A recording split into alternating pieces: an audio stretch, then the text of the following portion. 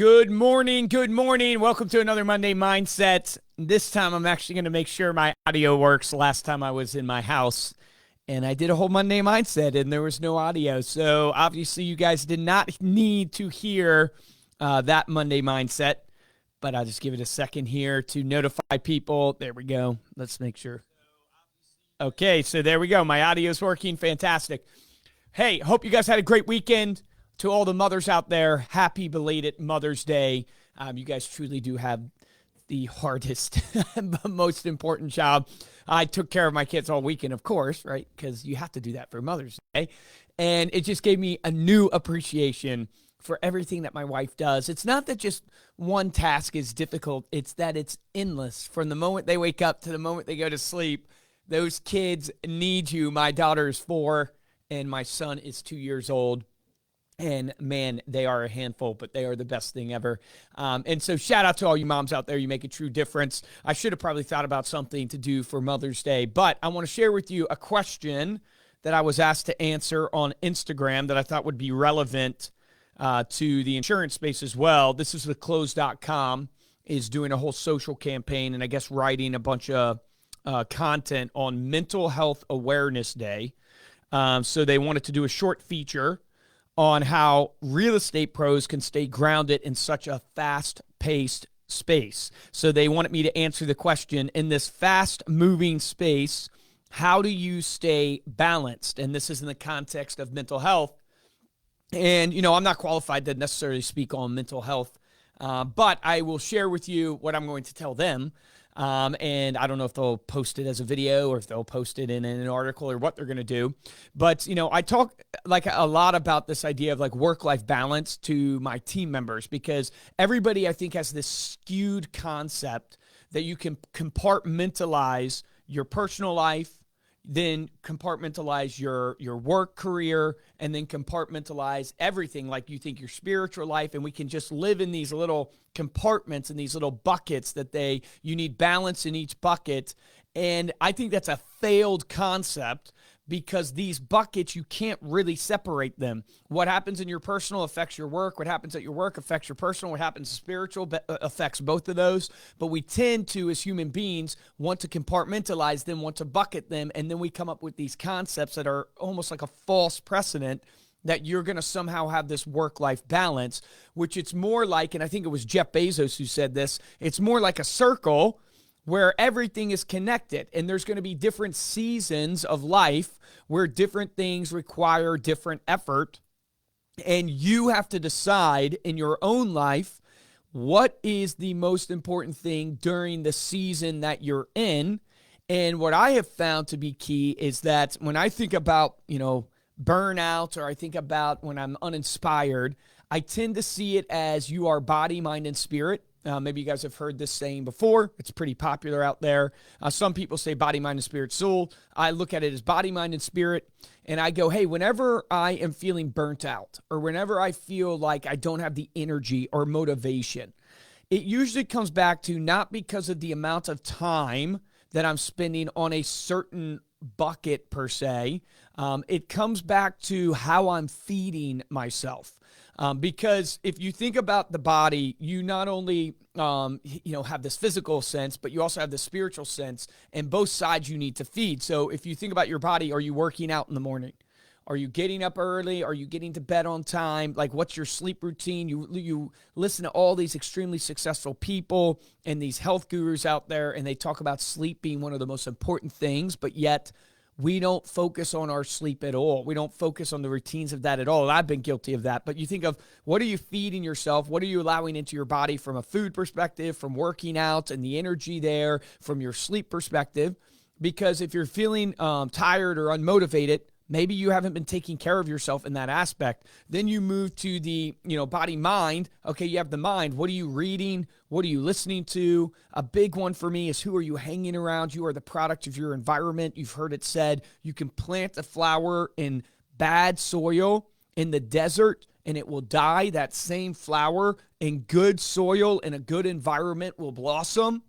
So what environment are you surrounding yourself with? And be conscious of that, who you let into your life, and not only who you physically are around, but who you let opinions matter.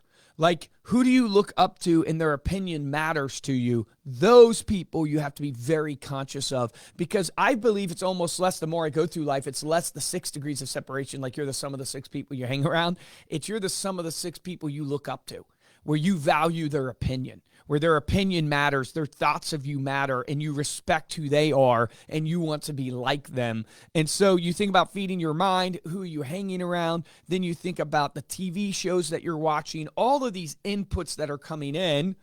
That is deposits in your bank account, call it your mental health bank account. When you face adversity, when you face rejection, which we all do, when you get tired, you're going to go and try to withdraw from that bank account. What have you deposited? What goes in comes out, right? So you got to think of it that way. And then you're spiritual. You know, I'm a huge believer, and I think it was Tony Robbins who said when he goes to coach some of the best executives, sports players, politicians in the world leaders, they call on him. And they call on him during times of, obviously, adversity, where they're feeling down and out, where they're not motivated, where they're in a time of transition, and they're trying to figure out why they're depressed or why they're down. And he immediately asked them, how do you give back? How do you give back? And I love that question, because he finds that a lot of times the people who are discouraged, that are down and out, if you look at their past 90 days, they haven't given back in a way that makes an impact bigger than themselves, bigger than just their own accolades, bigger than just their own reward. They've been chasing the revenue. They've been chasing the sale. And inherently, there's nothing wrong with chasing accolades and chasing money and all this stuff. There's nothing wrong. But when you let it be the center of your life, when you let it consume you, man, that leads to depression, because I think it was Solomon who said, there's nothing new under the sun and everything's vanity, right? And I think he said in the book of the Bible that generations come and go, and one after another we come and we die. And the point being there is not to be depressing, is that guys' accolades, man, fade. Money fades just inherently, subconsciously. We just know deep down inside, if I make my life all about these outward things, well, this outward thing is decaying, and that's not going to fulfill. But you need to look at the spiritual side, which is like, what are you living for? What is your purpose? What is the impact that you're making that's greater than yourself?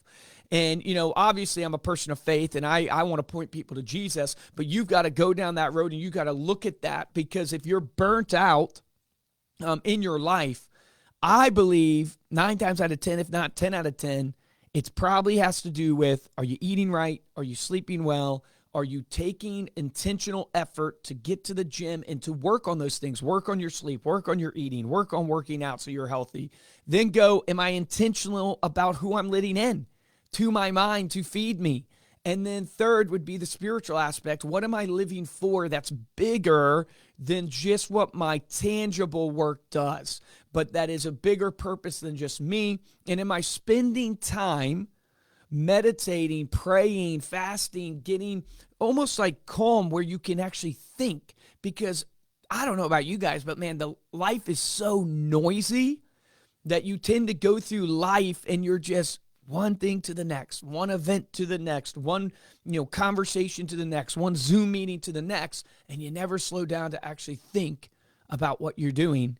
And I think that's why meditation and fasting and all that stuff is so critical, to try to get you out of the norm. Because they say, like, and I'm going to misquote the stats, someone fact check me here, but they say that like 90-something% of your life is subconscious mind, meaning like you've just, like, how did you get out of bed this morning? What did you do immediately when you got out of bed?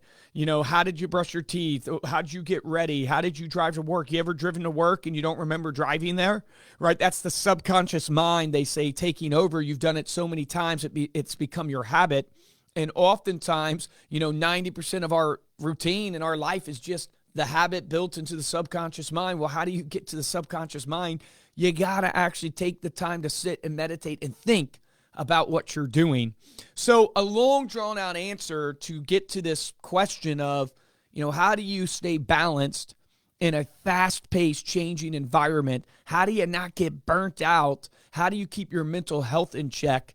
Well, first off, you have to have the right expectations, that you're not compartmentalized in the way you can live your life. Like when you try to do that, I just think it's unrealistic. Like you can't separate work from personal or spiritual from work and personal. You can't do that. All you can do is think of it like a circle. Everything you do affects the other thing. And there's going to be seasons. And this season of my life with 2 young kids, it looks a lot different than it did, 5, 6, 10 years ago, right? And I was working a ton more. I still work a ton of hours, but I was working a ton more hours then than I am now. And it's not because one is right or wrong. It's because, hey, in this season of my life, I'd rather make sure that I'm actually there investing into my kids. And so that comes back to what? The priorities. Priorities come back to your body, mind, and spirit, really the spiritual aspect of it. And what are your priorities? And then if I could give you anything, it would be don't be passive. Do not go through life unintentional. Be intentional about going through life. If I think about like the top producing people that I interview on our podcast, Stay Paid, they're definitely not the smartest. And I mean that in sincerity of I'm not the smartest, right? I went to community college. I, wasn't that smart. But it's that they are intentional and they take action. Like they know what they want and they go after it and they're constantly iterating. They're constantly, trying to chase that better version of themselves. But they're very intentional about what they want. And I would just challenge you, be intentional about your body, mind, and spirit. That will help you. Lily, happy Mother's Day to all. Yes, Melissa, good to see you this morning. Hope you're doing well, checking in from the airport. Love it. Love that. Yes, Melissa, truth. Hey, guys, really appreciate you. Happy Monday. Hope that you have a great week. Remember, go be intentional. Get out there and win for you, for your clients, for your family. You define what happiness is based upon your priorities. So you got to get your priorities right. And that's how you're going to stay balanced in this crazy, fast-paced, moving world. Let's get out there and win. Happy Monday. Let's go.